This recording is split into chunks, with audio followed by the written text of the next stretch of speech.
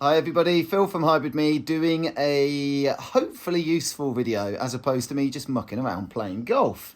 This one goes back to the roots of the channel where I was helping people build simulators and providing advice on different components. And this one's going to be covering impact screens and specifically answering a few questions. One being the longevity of the screen, and I'm going to be showing you what my screen looks like after 16 months of use. And I'm going to also say of use and abuse. I've attacked the screen with my putter, thrown drivers, wedges, irons at it. You'll see all the marks on the screen when I show you the screen with a white image a little bit later in the video. But one of the questions I get all the time is, and I have answered it before, but I'll answer it again, can you really benefit from 4K on an impact screen without having a dedicated cinema screen? And absolutely you can. This video is being recorded on my iPhone in 4K, so you should get the full benefit of 4K if you, please watch it back in 4K so you can get the benefit of how things look.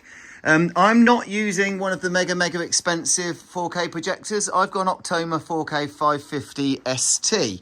I spent about £2,000 on it, or a couple, 2.5 years, maybe 3 years ago.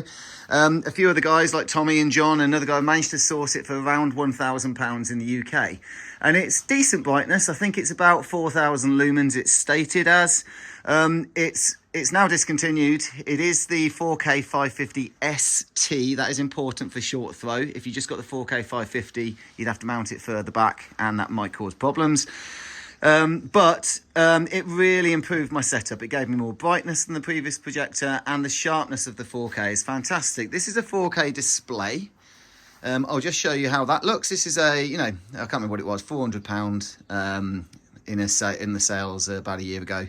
LG 4K display. Obviously you get greater brightness with these things as opposed to projectors on an impact screen. If I then go to look at the impact screen, it's still pretty damn good considering I'm stood about 3 meters away. This is my standing position, and for me the image looks absolutely fabulous. And some people are kind of saying, can you watch movies and sports? And there's a bit of an argument I had with somebody on Facebook, and absolutely you can. You don't have to have a dedicated cinema screen. Of course, if you did do that, you might benefit from deeper blacks, brighter colours, just due to the kind of gain you're going to get on those screens. But you can multi-purpose. For many people, being able to multi-purpose their simulator for home cinema for the kids, watching sports, watching movies can be a great thing.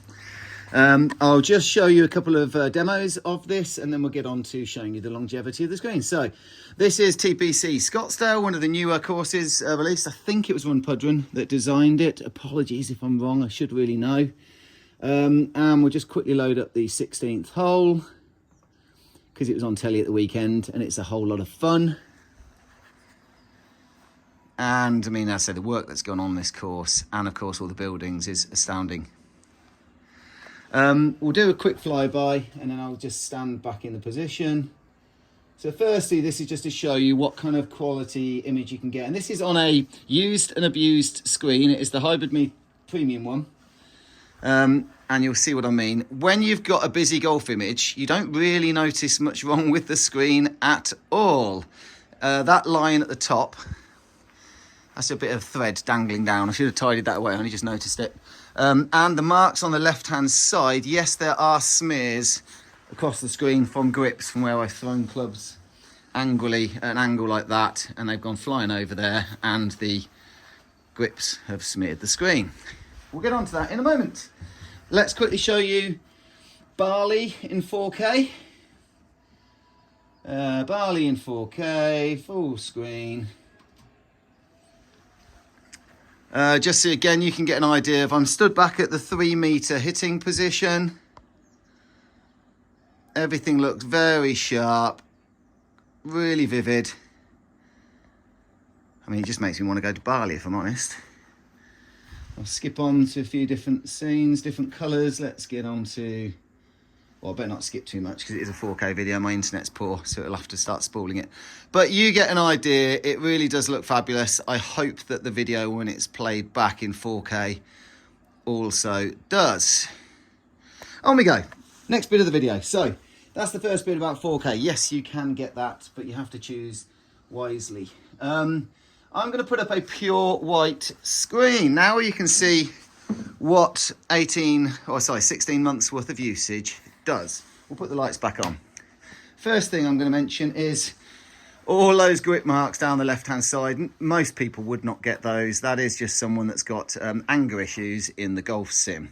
And yes, I regret them when they first go on, and they annoy me whenever I do this kind of thing and I think, why did I do that? Same thing down the bottom, that's all grip marks. Now, that's where, when you've got a blank screen, that's when you do notice the kind of ball impact marks. And some people with new screens get those marks immediately. I'll quickly go back to golf so you can see it. It's a busy screen and you don't really notice these things. When it's a busy golf, like with the flyby, for example, you didn't really probably see them, but now you've got that blank blue sky, you absolutely can see those impact marks. And in many cases, it's just where the high spinning wedges hit the screen and slightly burn up the screen. What's interesting with this one, and I think the further back you hit from, the better it is, because the spin numbers potentially will have gone down at the point they hits the screen. You'll also have lost some of the impact speed. The more you spray it around, the better, because obviously you're not hitting the same spot on the screen. Obviously using new golf balls is recommended, cleaning your golf clubs. I don't do any of that. So in my case, going into these marks, I'm going to try and go as close as I can to one. There we go. It's not really burned the material at all. It's just dirt in my case. I can't feel any fraying, anything going like threadbare. Oh, there's maybe a couple of little burn ones there. You can just see that little scrape going up. So that's the kind of thing that you do get when the ball is hitting the impact screen. I tend to not have my screen too tight. I think that's better for minimizing any bounce back. We'll just get back in focus again. There we go. And I'll just show you what I mean by that. So I just use tarp clips. I've got 4 down the side for fixing my screen. 1, 2, 3, 4. It's quite loose with a fair bit of give, and it just means the ball hits it and drops very nicely. And the same thing at the top. I've just got some tarp clips and then some carpet in my case, providing the protection. I actually have my screen folded underneath and just fixed loosely at the back. For many people, I recommend that you don't fix it or tension it on the bottom. It just means that it absorbs the ball nicely and there's no issue. Occasionally, yes, I'll lose a couple of golf balls under the screen. I'll just scoop them out in a few seconds. As I mentioned, if you don't want those dirt marks on your screen, use new golf balls. I tend to have golf balls that are dedicated for the sim, but I don't swap them out. Like once they start getting a little bit scuffed, I keep them in until they're absolutely wrecked, at which point I go and put them in my golf bag and play outdoors, and they tend to be lost very quickly. But I don't really rotate golf balls out. Pro V ones I like to use, and they tend to kind of scuff and smooth down rather than get like sharp edges. But certainly you don't want to be using golf balls with sharp edges on your screen, or it will rip it to shreds with the high spinning shots. Also, you should be cleaning your golf clubs after a round outside. I don't. You'll see, if I zoom in again, that they're absolutely filthy. I don't really care that much, and I can't be bothered. So what I will do if they've got dirt on them is, before I hit a shot, I'll just quickly rub my finger across it and get rid of the worst. Yes, it also means the grooves are clogged with mud and things like that. You know, do as I say, not as I do. That's how I roll when it comes to playing simulator golf. I happen to know somebody that can supply me a screen if I need one. It's me. So that really is the main thing. So this pooling, I don't know if this is caused by me attacking the screen with my clubs. I don't think I've done it on live stream particularly, but I've attacked it with my my broomstick putter. And I mean properly swung at the screen and whacked it and whacked it and whacked it. And that may have caused more of a dent. But it is possible that it will have been the driver impacts that basically was slightly stretched the material there in the middle. And you have a choice. Do you try and just put a bit more attention on the screen, which will kind of stretch out that puckering?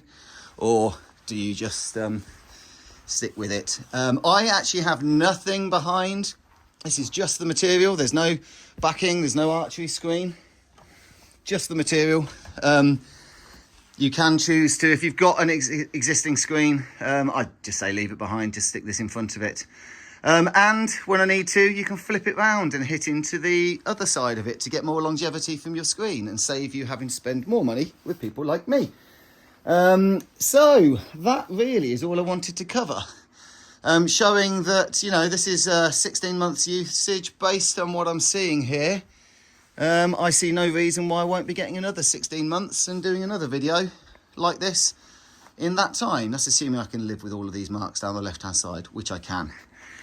What else reports? Yeah, we have loads of the screen material. If you happen to want some, please get in touch. But, you know, there's plenty of suppliers out there. You know, certainly do your research. Generally trust what people will say.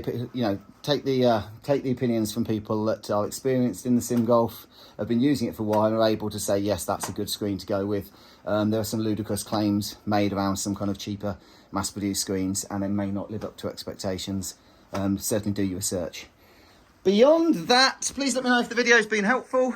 If you like it, yeah, please share it on the Facebook groups, and please let people know if you've got one of my screens and you think it's good. I'm always grateful for any references. In the meantime, get out there and play some of the lovely courses out here. We've got some amazing courses being designed. They're just looking better and better. Whispering Pines is one of those that's just absolutely stunning. I've showed in previous videos. And Home of the Players is another one that uses the new OPCD version 4, which is the designer for GS Pro. But get out there, have fun, and keep golfing. And thank you for your attention. Goodbye.